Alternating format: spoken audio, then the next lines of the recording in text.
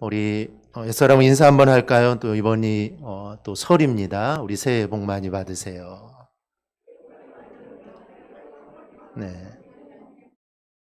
설이 1년에 두 번이라 두 번 또 우리가 인사를 할 수 있어 참 좋습니다. 여러분의 기억 속에 자리 잡고 있는 아주 중요한 장소가 있습니까? 아마 한두 군데 정도는 아마 다 있을 겁니다. 저에게도 잊혀지지 않는 장소가 한 군데 있는데요. 지금 사모와 결혼하기 전에 연애할 때 일입니다. 제가 군대에 있을 때 아버님이 사역지를 해남에서 진도로 옮기시게 되었고, 사모는 이제 첫 발령지를 그때 진도로 오게 됩니다. 그래서 교회에서 만나게 되었고, 우여곡절 끝에 많은 이야기가 있었지만 이제 연애를 하기 시작을 합니다. 사모가 직장에 다니니까 이게 함께 만날 시간이 이제 저녁 시간밖에 없는데, 시골이라 뭐 따로 데이트할 때도 없습니다. 그리고 시골이라 둘이 걸어가면 또 금방 또 소문이 납니다. 그래서 학교에도 소문이 날 거고 또 교회에도 금방 소문이 나겠죠. 그래서 교회에서 보내다가 이제 저녁이 되면은 이제 집에까지 데려다 주곤 했습니다. 근데 가는 길에 마을 이름이 적힌 돌로 된 이 마을 표지석이 하나가 있습니다.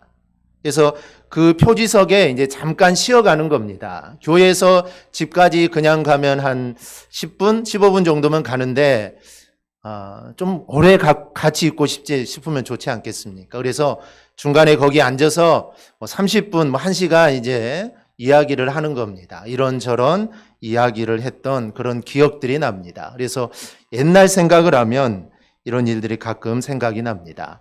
아마 여러분들도 기억에 남는 그런 장소들이 있을 겁니다. 뭐 연애를 할 때나 아니면 정말 나에게 중요한 그런 장소들이 있을 겁니다. 예수님과 제자들에게도 이런 장소가 있습니다. 그곳이 바로 이 갈릴리 호수입니다. 부활하신 예수님과 제자들이 이 갈릴리 호수에서 그들이 다시 만납니다. 제자들의 대부분은 이 갈릴리 호수에서 부름을 받았는데 실패한 제자들에게 주님이 다시 사명을 주실 때도 그 장소가 또 동일하게 이 갈릴리 호수였다는 것이죠. 이 상황도 아주 극적입니다. 예수님을 따르기 전에도 깊은 데로 가서 그물을 내리라, 이 주님의 명령에 깊은 데서 가서 그물을 내렸는데 그때 배에 가득 찰 정도로 고기를 잡게 됩니다.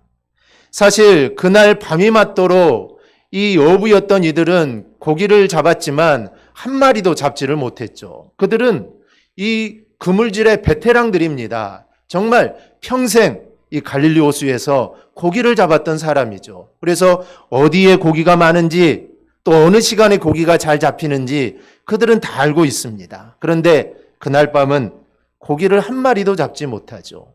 그런데 고기와는 전혀 상관없는 사람이 저기에 가서 그물을 내리라는 겁니다. 그런데 이 어부들은 그 말씀에 순종하여 놀라울 정도로 많은 고기를 잡게 되죠. 제자들은 이런 경험을 하면서 이제 주님을 따르게 되는데, 야, 주님은 특별한 분이구나. 주님에게는 무언가가 있구나. 그들 주님을 따르게 됩니다. 이제 3년 반 만에 다시 제자리로 돌아옵니다. 그런데 이번에도 그들은 밤새도록 아무 물고기도 잡지 못하는데 부활하신 주님이 나타나서 배 오른편에 그물을 내리라 라고 말을 합니다. 그 말씀대로 따랐더니 밤새 한 마리의 고기도 잡지 못했던 고기를 153마리나 잡게 됩니다. 처음 부르시던 모습과 너무나도 동일한 상황입니다. 그 자리에서 주님께서는 베드로에게 요한의 아들 시몬아, 네가 나를 사랑하느냐 3번이나 물으십니다. 그때마다 내 양을 먹이라 라고 하심으로 다시금 베드로에게 사명을 주십니다. 비록 본문은 베드로에게 하신 말씀이지만 그 자리에 있던 모든 제자들을 세우는 자리입니다. 베드로만 찝어서 그를 세우는 자리가 아니라 그 자리에 함께 있었던 모든 제자들을 세우는 자리고, 더 나아가 어느 시대를 막론하고 성도들을 사명자로 부르시는 하나님의 말씀임을 우리는 잊어서는 안 됩니다. 사실 성경의 말씀은 시대적으로나 상황적으로 지금 시대와 맞지 않는 말씀들이 너무나 많습니다. 하지만 하나님은 어제나 오늘이나 동일하신 분이기에 하나님이 주시는 그 말씀도 동일합니다. 그 말씀이 2000년 전의 말씀이든지 아니면 더 거슬러 올라가 4000년 전의 말씀이든지 그 말씀은 지금 시대를 살아가는 저와 여러분에게 주시는 말씀임을 믿고 우리가 그 말씀대로 우리가 받을 수 있기를 바랍니다. 그럴 때 하나님의 말씀의 역사가 일어나는 것입니다. 그래서 오늘 우리는 말씀을 통하여 이 말씀이 네가 나를 사랑하느냐, 이 말씀이 베드로에게 주셨지만 이 말씀을 통하여 주님께서 지금 우리를 사명자로 세우신다는 것을 우리가 기억하시기를 바랍니다. 그럼 우리가 주님의 백성으로 서기 위해 어떤 것들을 우리가 생각해 볼 수 있을까요? 먼저는 주님이 베드로에게 하신 이 질문을 우리가 좀 살펴봐야 합니다. 제자들이 잡아온 생선으로 아침을 만들어 주신 주님께서 아침을 먹은 후에 베드로에게 묻습니다. 15절입니다. 요한의 아들 시몬아, 내가 이 사람들보다 나를 더 사랑하느냐? 그러자 베드로가 대답합니다. 주님, 그렇습니다. 내가 주님을 사랑하시는 줄 주님께서 아십니다. 분명히 베드로가 대답을 했는데도 주님이 또다시 묻습니다. 16절입니다. 요한의 아들 시몬아, 네가 나를 사랑하느냐? 이때 베드로는 똑같은 대답을 하죠. 주님, 그렇습니다. 내가 주님을 사랑하는 줄 주님께서 아십니다. 사실 예수님과 베드로의 대화는 평범하지 않는 대화입니다. 동일한 질문을 두 번이나 하는 경우는 그 사람이 내가 하는 말을 못 알아들었을 때를 빼고는 하지 않습니다. 못 알아들었을까 봐 다시 한번 묻는 것이죠. 그런데 잘 알아들었는데도 또다시 질문을 받은 베드로는 당황하지 않을 수가 없었습니다. 그래서 혹시 내 대답을 주님이 알아듣지 못했을까 생각을 해서 똑같은 대답을 그대로 한 것이죠. 그런데 주님께서는 두 번 들었으니 그래 알았다라고 고개를 끄덕일 만도 하는데 주님은 또다시 묻습니다. 그것도 동일한 질문을 하죠. 17절입니다. 요한의 아들 시몬아, 내가 나를 사랑하느냐? 세 번이나 동일한 질문을 하시니 그때야 베드로는 근심이 되었나 봅니다. 이미 두 번씩이나 사랑한다고 말했는데 또다시 동일한 질문을 세 번째나 물으시니 이제 베드로는 자신이 없어진 겁니다. 두 번까지는 그래도 주님이 잘못 들었겠지 생각하면서 사랑한다고 했는데 주님이 또 물으시니 이제 내가 주님을 사랑하고 있는지 여기에 대한 자신감이 떨어지죠. 그래서 베드로는 근심하면서 대답을 합니다. 17절을 보면 주님, 모든 것을 아시지 않습니까? 내가 주님을 사랑하는 줄을 주님께서 아십니다. 본문을 이야기하는 사람들 중에는 헬라어 원어를 가지고 아가페로 물었느니 필레오로 물었느니 그랬더니 필레오로 베드로가 대답을 했다. 이 단어를 가지고 많은 의미를 찾습니다. 물론 이 의미도 참으로 중요합니다. 필레오의 필레오 사랑이라는 것은 가족이나 형제 등 이런 사랑하는 일을 사랑할 때 표현하는 이 사랑의 표현입니다. 이 필레오는 내가 원해서 하는 사랑입니다. 그런데 아가페 사랑은 좀 다릅니다. 아가페의 사랑은 자신의 생명을 내어주는 사랑입니다. 그래서 주님의 사랑이 아가페의 사랑입니다. 주님의 사랑은 필레오의 사랑이 아니라 정말 자신의 생명까지 내어주는 사랑, 이 아가페의 사랑이죠. 주님은 지금 베드로에게 네가 나를 사랑하느냐라고 물으실 때 필레오로 묻는 것이 아니라 아가페로 물으십니다. 즉 너는 너의 생명을 내놓을 수 있을 만큼 나를 사랑하느냐? 네 생명과 그 생명을 바치면서까지 나를 따르고 나를 사랑할 수 있겠느냐? 주님은 그렇게 물었습니다. 그런데 베드로는 그렇게까지는 할 수가 없었던 것이죠. 내 생명을 바쳐서 내 모든 걸 바쳐서 주님을 사랑할 수가 없었습니다. 그래서 주님께 필레오로 대답을 한 것입니다. 목숨까지는 바칠 수 없다는 것이죠.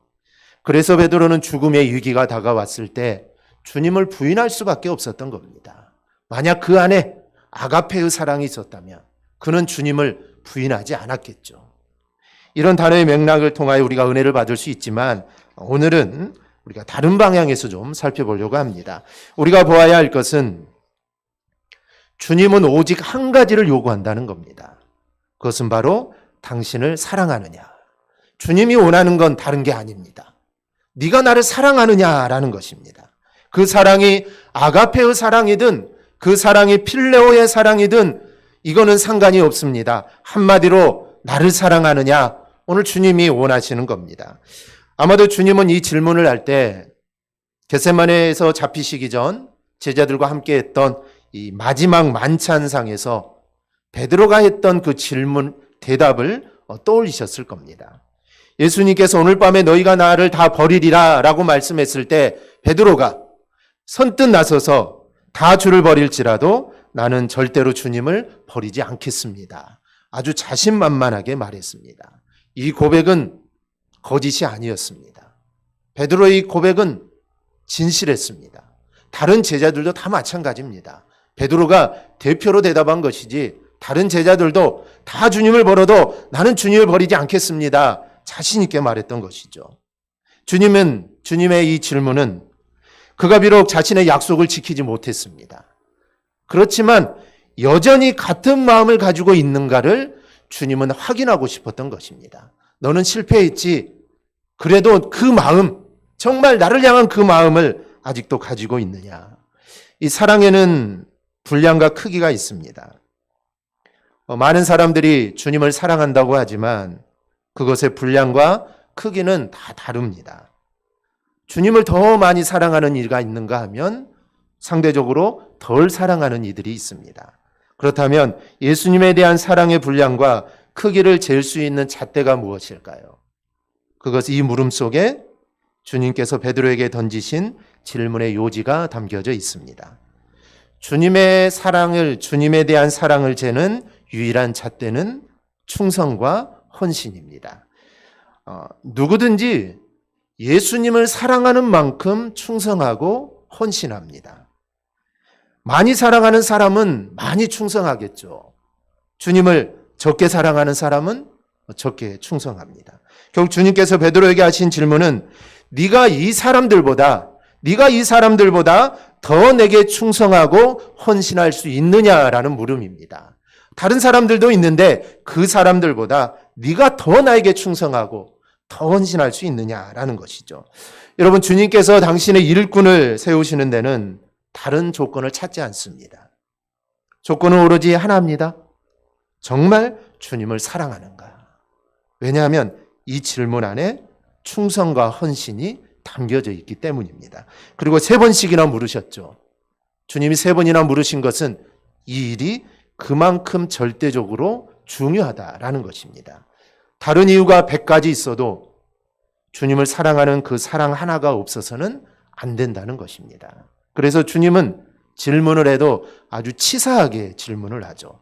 다른 사람들보다 나를 더 사랑하느냐?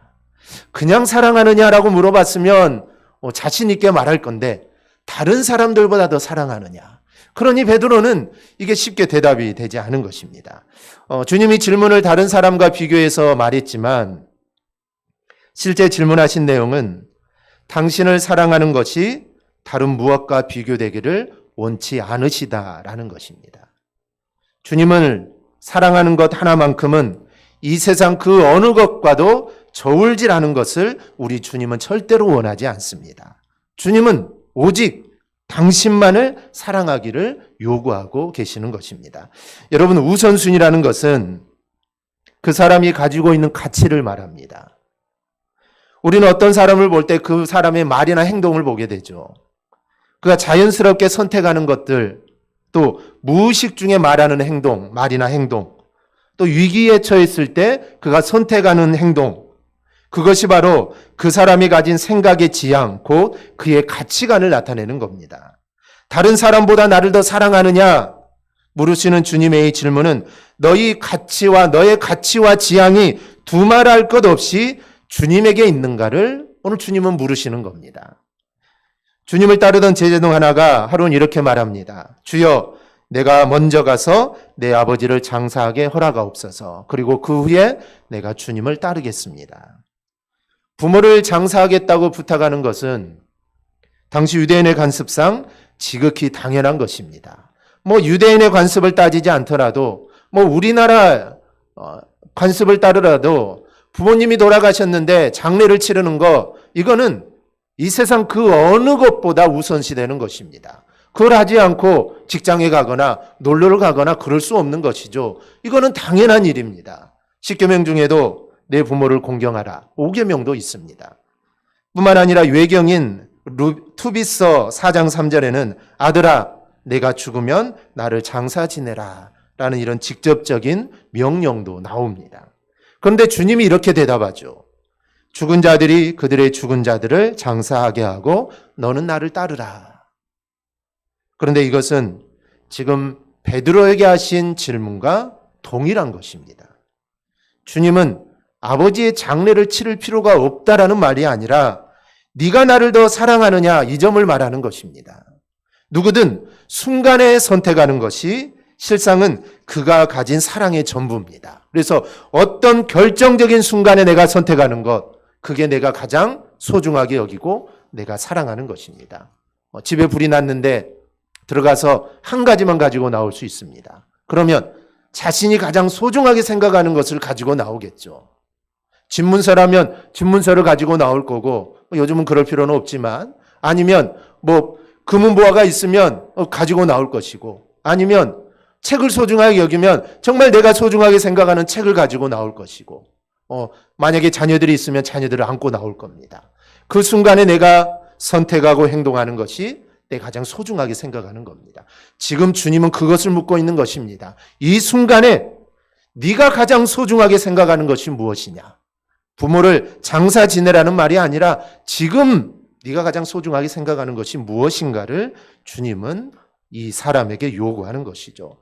우리는 무엇을 선택하고 있습니까? 여러분들은 어떤 행동을 가장 먼저 하십니까?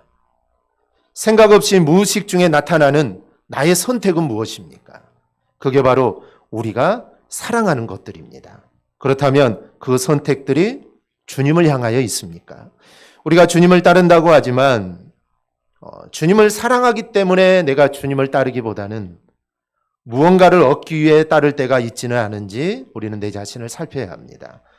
성공하기 위하여 주님을 따르기도 하고 또 잘되기 위하여 주님을 따르기도 합니다.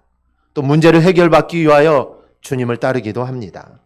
주님을 내가 정말 따른다고 하는데 그 동기가 자기 자신에게 있는 경우가 정말 많습니다. 그렇다면 과연 우리는 주님을 사랑하면서 따르고 있는가를 살펴봐야 합니다.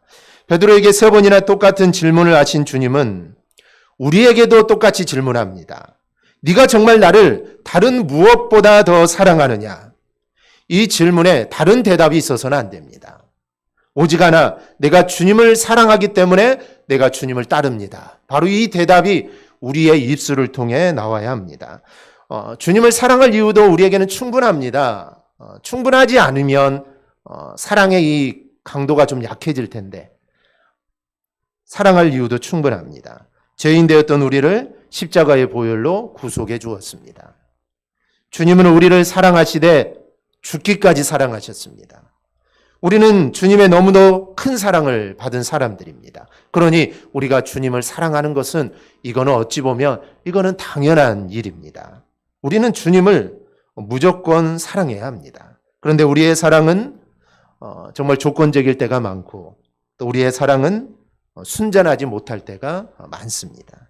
그러면서 우리는 주님을 제일 사랑하고 있다고 우리는 착각하면서 살아갑니다. 하지만 우리가 하는 어떤 선택과 어떤 행동이 바로 우리가 주님을 사랑하는 것을 우리가 보여줍니다. 그래서 우리는 내 자신을 좀 돌아봐야 합니다.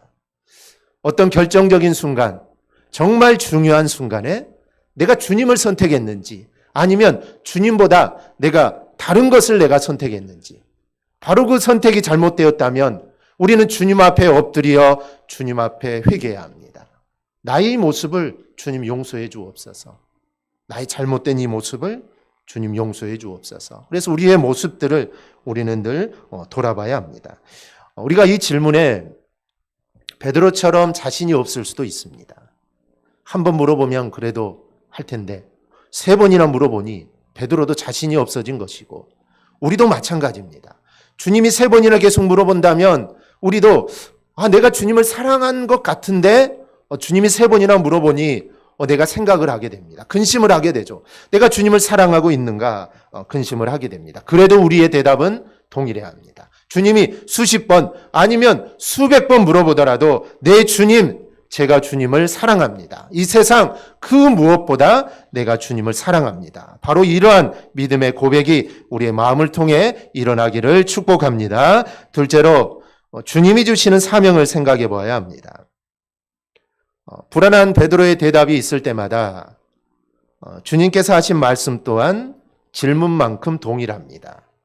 첫 번째 질문에서도 내가 주님을 사랑하는 줄 주님이 아십니다 라고 말하자 내 양을 먹이라 라고 합니다. 두 번째 물어보고 또 두 번째 대답하자 내 양을 치라 말씀을 하시고 세 번째도 동일하게 내 양을 먹이라 라고 말씀을 합니다. 주님은 이번에도 먹이라 치라 라고 말씀하지만 이 말씀은 동일한 의미입니다. 즉 동일하게 내 양을 먹이라 라는 것이죠. 여기서 목양의 개념이 나오고 그래서 목사들의 일을 목회라 라고 말하는 겁니다. 하지만 이 말씀은 목회자들에게만 주는 말씀이 아니라 모든 성도에게 주신 겁니다. 우리는 예수님의 십자가의 은혜로 제사함을 받은과 동시에 우리는 사명자로 부름을 받은 것입니다. 우리는 목사든 아니든 모두 내 양을 먹이라는 이 목양의 부름을 받은 겁니다. 그래서 우리가 어떤 일을 하든지 내가 어떤 일을 하든지 그 일을 통해 사람들이 하나님께로 돌아오는 일들이 이루어져야 합니다. 그래야만 내가 사명자로 살아가는 것이죠. 하나님은 목사, 목회자들, 선교사님들에게만 사명을 주신 게 아닙니다. 그리고 교회 안에만 사명을 주신 게 아닙니다. 우리 주님은 우리가 예수를 믿고 구원받은 그 순간 우리는 세상에서도 하나님은 우리에게 사명을 주신 겁니다. 이 목양의 사명을 주신 것이죠. 그래서 내가 하는 일들을 통하여 내가 잘 먹고 잘 사는 것이 아니라 그 일을 통하여 믿지 않는 자들이 하나님께로 돌아오는 일들이 내 삶의 터전에서 이루어져야 합니다. 그게 바로 이 목양의 일을 하는 것이죠. 물론 일은 주변 사람들을 불편하게 하라는 것이 아닙니다. 무조건 부여잡고 예수 믿으세요. 교회 갑시다. 이렇게 하라는 것이 아닙니다. 여러분의 하는 일이나 생활의 영향력을 통해 주변 사람들에게 주님의 사랑을 나누는 것입니다. 그런 모습이 감동으로 전해질 때 여러분을 통하여 영혼 하나가 주님께로 돌아오게 됩니다. 이런 일이 일어나기 위하여 여러분은 여러분 주변의 사람들에게 목양하는 자세로 돼야 합니다. 참아주고 기다려주고 격려해주고 그러다가 기회가 되면 복음을 전하는 겁니다.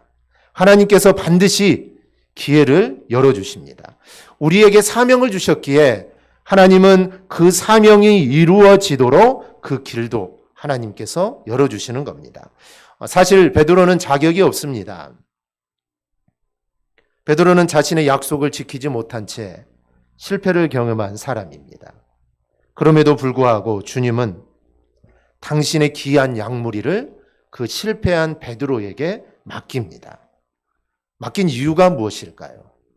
주님께서 길을 열어주시겠다는 겁니다. 네 힘으로 실패한 네 힘으로 하는 것이 아니라 내가 길을 열어줄 테니 내 양을 잘 먹이라 라는 것이죠. 그러니 너무 낙담하지 말고 나만 따라오라는 것입니다.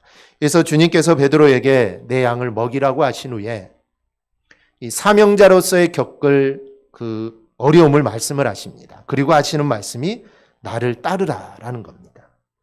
나를 따르라라 라는 이 말씀이 주님께서 말씀하신 내 양을 먹이는 방법입니다. 다른 데 있지 않습니다. 나에게 있는 것도 아니고 주님만 따르면 됩니다. 그러면 이 목양을 잘 할 수 있다는 것이죠. 주님을 따르는 것은 마음을 높은 데 두지 않는 것입니다. 주님을 따르는 것은 마음을 허망한 데 두지 않는 것입니다. 주님은 대접받는 데 마음을 두지 않았습니다. 주님은 낮고 천한 자리에 임하셨고 주님은 핍박과 고난받는 자리에 가셨습니다. 주님은 약한 자들과 함께 하시며 그들에게 희망을 주셨습니다. 바로 우리에게도 이런 모습들이 있어야 합니다. 그럴 때 내 양을 먹이라고 하신 그 주님의 말씀을 우리가 온전히 감당할 수 있는 겁니다. 이것 또한 내 힘으로 하는 건 아닙니다.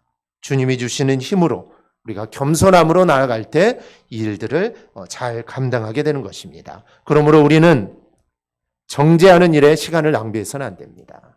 우리 그리스도인들은 절대로 사람을 정죄해서는 안 됩니다. 비난하는 데 여러분의 에너지를 쏟아서는 안 됩니다. 비난하고 정죄하면 목양을 이룰 수 없습니다. 그들을 주님께로 절대로 이끌 수가 없습니다. 사랑하고 섬기고 축복하고 말씀에 맞게 단순한 삶을 살고 용서하는 길로 우리가 나가야 합니다. 그럴 때 하나님이 나에게 맡겨주신 이 목양, 이 사명을 우리가 잘 감당해 나갈 수 있습니다. 모든 것들이 바로 주님의 은혜로 되어지는 것입니다. 셋째로, 내가 올 때까지 그를 머물게 하고자 할지라도 내게 무슨 상관이냐, 너는 나를 따르라 라고 말씀하신 이 주님의 말씀을 우리가 생각해 봐야 합니다. 베드로는 요한이 어떻게 될까 참 궁금했습니다. 그래서 주님에게 요한은 어떻게 되겠습니까? 라고 묻게 되죠. 이때 베드로의 질문에 대한 답이 내가 올 때까지 그를 머물게 하고자 할지라도 내게 무슨 상관이냐? 너는 나를 따르라 라고 주님이 베드로에게 말씀을 합니다. 주님이 하신 대답을 오해해서 그 제자가 죽지 아니하겠다. 이런 이제 말들이 일어나게 되죠. 하지만 요한이 말했듯이 이는 요한이 죽지 않겠다라는 말이 아니라 요한이 어떻게 되든 내게 무슨 상관이냐라는 의미입니다. 베드로가 요한을 궁금해하자 주님께서는 다른 사람 신경 쓰지 말라는 것입니다. 그 사람이 죽든지 그 사람이 살든지 그게 신경 쓰지 말고 너나 나를 잘 따르라라는 이 주님의 말씀입니다. 베드로처럼 우리도 다른 사람에게 관심이 참 많습니다. 다른 사람이 어떻게 살아가는지, 이 사람이 신앙생활을 잘하는지 못하는지 어떻게 생활하는지 참 관심이 많습니다. 그런데 이런 관심의 밑바탕에는 그와 나를 비교하는 데 있습니다. 이렇게 우리는 늘 다른 누구와 우리 자신을 늘 비교하게 됩니다. 베드로가 왜 물었을까요? 정말 요한이 어떻게 될까 궁금했을까요? 아니면 요한이 주님을 더 잘 따르는지, 내가 주님을 더 잘 따르고 있는지 이게 궁금했을까요? 궁금했을 수도 있을 겁니다. 그런데 그건 중요하지 않습니다. 이 모든 것들은 다 쓸데없는 짓이라는 그런 공통점이 있습니다. 요한이 설령 죽음을 보지 않고 살더라도 그것은 하나님과 요한 사이의 일입니다. 또한 요한이 베드로 자신보다 사역을 더 잘하든 아니면 사역을 더 못하든 그것은 주님과 요한의 사이의 일입니다. 이거는 베드로가 관여할 일이 아닙니다. 그러니 베드로의 이런 궁금증은 전혀 불필요한 궁금증입니다. 그래서 주님은 다른 어떤 일이 일어나든지 그거에 관심 가질 것이 아니라 너는 나를 따르라라고 말씀을 하는 것입니다. 거기에 신경 쓰지 말라는 것이죠. 너는 나를 따르라라는 것입니다. 우리도 마찬가지입니다. 다른 사람과 비교할 필요가 없습니다. 그 사람이 신앙생활을 잘하고 있든 아니면 신앙생활을 못하고 있든 내 자신과 비교할 필요가 없습니다. 나는 주님으로부터 내가 부여받은 사명, 나의 위치, 지금 주님께서 나를 어디에 세우셨는가, 바로 그게 중요합니다. 그 자리에서 주님을 온전히 따르며 주님의 양을 먹이는 것이 바로 우리 각자의 이 몫입니다. 주님은 우리가 이렇게 자신에게 맡겨진 사명을 잘 감당하는 것을 원하십니다. 다른 것을 원하시는 게 아닙니다. 우리는 다른 사람과 절대로 비교해서는 안 됩니다. 혹시 여러분보다 더 잘한다고 여겨지는 사람이 있다면 배 아파하지 마시고 그가 받은 사명을 지금 잘 감당하고 있구나라고 생각을 하면 됩니다. 그리고 그런 사람에게 배워서 나도 주님이 주신 사명을 내가 잘 감당해 나가면 됩니다. 혹 여러분보다 더 못한다고 여겨지는 사람이 있습니까? 이 사람은 나보다 더 못해. 나보다 신앙생활도 더 못하고 나보다 기도도 더 못하고 이런 분들이 있습니까? 교만해서는 안 됩니다. 먼저 된 자가 나중되고 나중된 자가 먼저 되기 때문입니다. 나보다 못한다고 여겨지면 격려해 주십시오. 비판하거나 그러지 마시고 격려해 주십시오. 그러면서 여러분 자신이 주님께 받은 사명이 무엇인지 다시 한번 확인하고 자신의 사명에 더 집중해야 합니다. 우리 모두에게는 하나님이 맡겨주신 각각의 분량이 있기 때문입니다. 우리가 달란트 비유를 보면 알 수 있듯이 이 달란트를 받지 않은 사람은 아무도 없습니다. 분량의 차이가 있을 뿐이지 우리 모두도 다 이것들을 받았습니다. 그러므로 우리는 받은 것에 충실해야 합니다. 다른 사람이 더 많이 받았느니 나는 덜 받았느니 이것에 우리가 신경 써서는 안 됩니다. 오직 하나님이 나에게 맡겨주신 것에 우리는 집중해야 합니다. 그 분량이 어떠하든지 그 분량이 작든지 아니면 그 분량이 엄청나게 크든지 우리는 무엇이든지 이에 충실하도록 우리는 힘써야 합니다. 그럴 때 하나님께 칭찬을 듣는 것입니다. 우리가 달란트 비유를 통해 알 수 있는 것이 바로 이것입니다. 주님은 많이 준 자에게 그리고 많이 남겼다고 해서 그 사람에게 더 많이 칭찬한 것이 아닙니다. 10달란트 아니면 5달란트 주님은 똑같은 말로 칭찬을 했습니다. 만약에 1달란트 받았던 자도 1달란트를 남겼다면 주님은 동일하게 그를 칭찬해 주었을 것입니다. 즉 자신에게 하나님이 주신 것, 하나님이 나에게 맡겨주신 것, 이것에 충성하라는 것입니다. 그것에 충성할 때 하나님으로부터 칭찬이 바로 우리 안에 오게 되는 것입니다. 오늘 주님이 요한의 아들 시몬아, 네가 다른 사람들보다 나를 더 사랑하느냐? 이 질문은 오늘 저와 여러분에게 주시는 질문입니다. 한 번이 아니라 두 번이 아니라 3번, 아니 4번, 5번이 될 수 있습니다. 내 양을 먹이라, 나를 따르라. 이 명령은 지금 저와 여러분에게 주시는 주님이 주시는 이 사명입니다. 다른 사람 상관 말고 너는 나를 따르라는 이 말씀은 지금 주님이 우리에게 하시는 공고의 말씀입니다. 우리는 주님의 이 말씀에 귀를 기울여야 됩니다. 그리고 고백하고 우리는 주님을 따라가야 합니다. 그런데 이거는 주님을 사랑해야만 가능한 겁니다. 주님을 정말로 사랑하면 우리는 무엇이든지 다 할 수 있습니다. 무엇이든지 할 수 있죠. 주님이 나에게 사랑하냐라고 물으면 사랑합니다 라고 대답할 것입니다. 10번 물어보고 아니면 주님이 100번 물어보더라도 내가 정말 주님을 사랑한다면 주님 사랑합니다. 주님이 나를 따르라면은 자신 있게 제가 주님을 따르겠습니다. 이런저런 핑계대지 않고 주님 이것도 좀 해야 하고 이것도 좀 마무리하고 내가 주님을 따르겠습니다. 아니라는 것이죠. 내가 주님 따르겠습니다. 지금 주님을 따르겠습니다. 이 사랑이 이 모든 것들을 좌우합니다. 주님을 향한 이 사랑이 우리 모두에게 넘쳐난다면 주님이 주시는 사명의 길을 우리가 잘 감당하게 될 것입니다. 그 무엇보다 우리 안에 주님을 향한 이 사랑이 가득해야 합니다. 그리고 그 사랑을 가지고 주님의 길을 걸어가는 우리 모든 성도들이 되기를 주님의 이름으로 축원합니다. 아멘. 기도하겠습니다.